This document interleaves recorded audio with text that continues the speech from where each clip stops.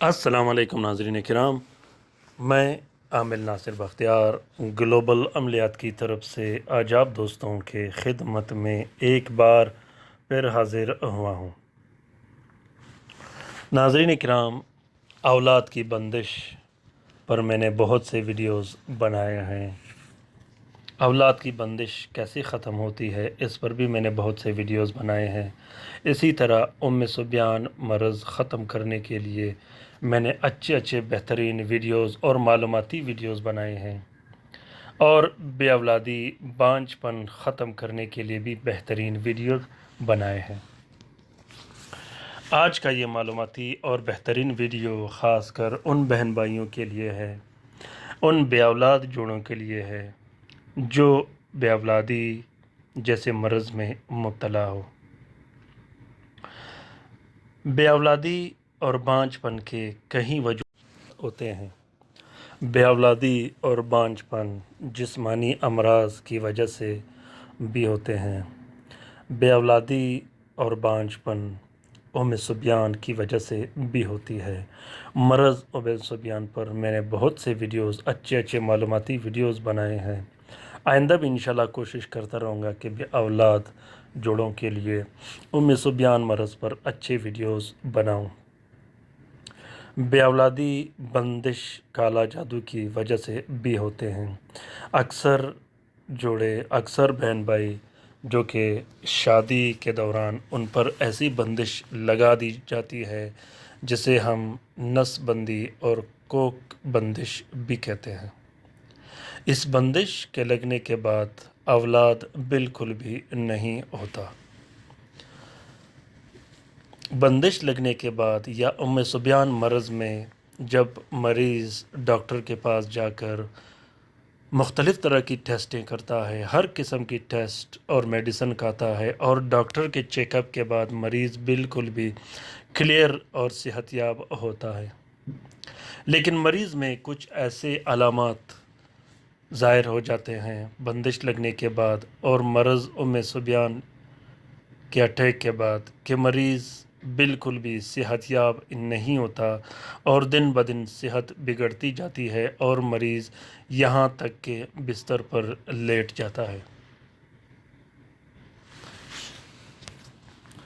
سبیان مرض اور بندش لگنے کے بعد مریض میں ایک ہی طرح کے وجوہات پائے جاتے ہیں، لیکن بندش لگنے کے بعد، کالا جادو ہونے کے بعد جب بندش لگ جاتی ہے، اولاد کی بندش لگ جاتی ہے، تو اس کی کیفیت تھوڑا مضبوط اور سخت قسم کے ہوتے ہیں۔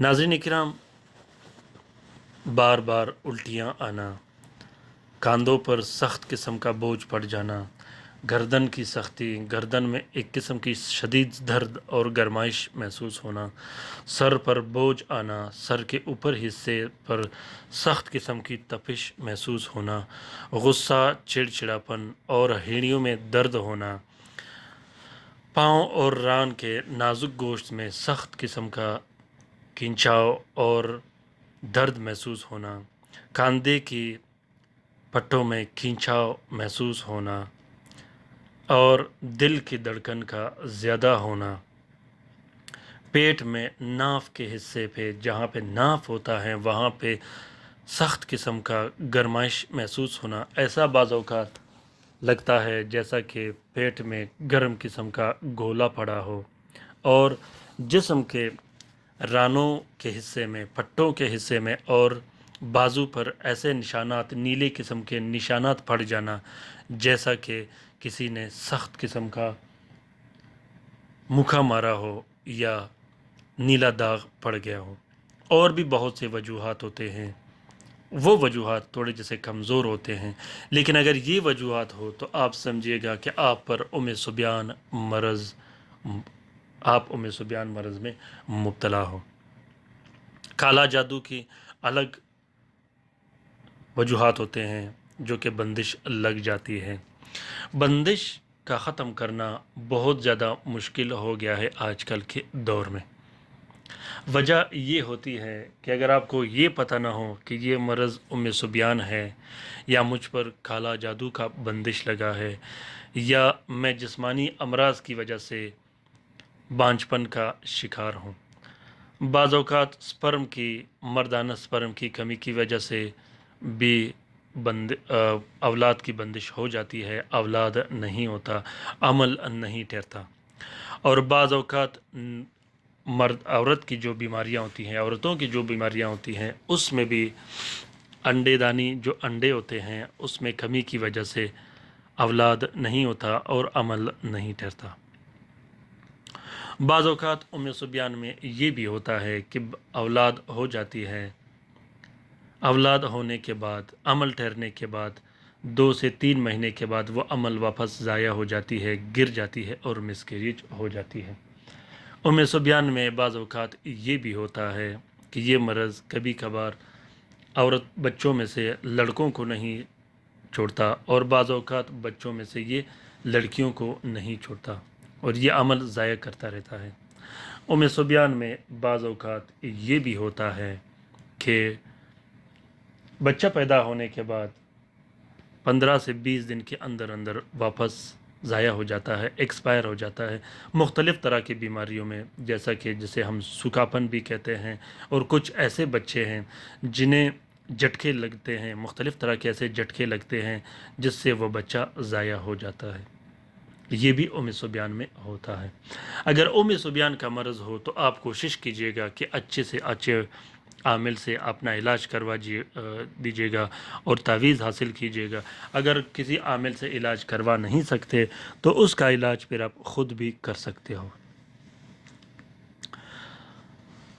उम्मे सुबियान मर्ज़ का इलाज और काला जादू के बंदिश से जो औलाद की बंदिश लग जाती है, बांझपन हो जाती है, इसका इलाज बहुत ज़्यादा आसान है। कुछ लोग नहीं करते, डरते हैं। इसमें डर और खौफ की किसी किस्म की बात नहीं। ये इलाज बहुत ही आसान है, बहुत ही ज़्यादा आसान इलाज है। आज मैं इसका इतना बेहतरीन और ज़बरदस्त इलाज आप लोगों को बताऊंगा कि ये इलाज कभी ख़ता नहीं करता। मेरा ईमान है, मैं गारंटी और दावे के साथ कहता हूँ कि ये इलाज कभी ख़ता नहीं करता। आप भी अल्लाह पे तवक्ल और भरोसा करके आज से ये अमल शुरू कीजिएगा। इंशाअल्लाह अल्लाह ताला आपको बेहतरीन औलाद से नवाजेगा।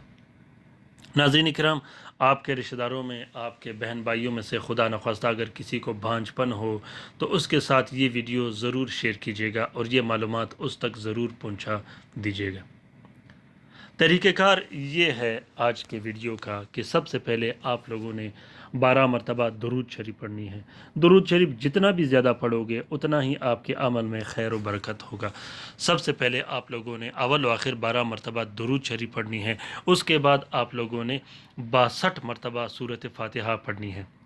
सूरत फ़ातिहा किस चीज़ पे पढ़नी है? सबसे पहले आप लोगों ने 3 मस्जिद के पानी इकट्ठा करनी है।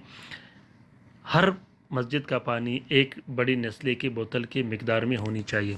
जब आप 3 मस्जिद का पानी इकट्ठा कर सको तो उस पर आप लोगों ने हर रात 62 मरतबा अव्वल व आखिर दुरूद शरीफ पढ़ के सूरत फ़ातिहा पढ़ के उस पर फूंक मार देनी है और उस पानी को ख़ुद भी पीना है और अपने शोहर को भी पिलाना है। और कोशिश कीजिएगा कि उस पानी से आप लोगों ने गुस्ल भी करना है। ये बहुत ही आसान और मुजर्रब अमल है।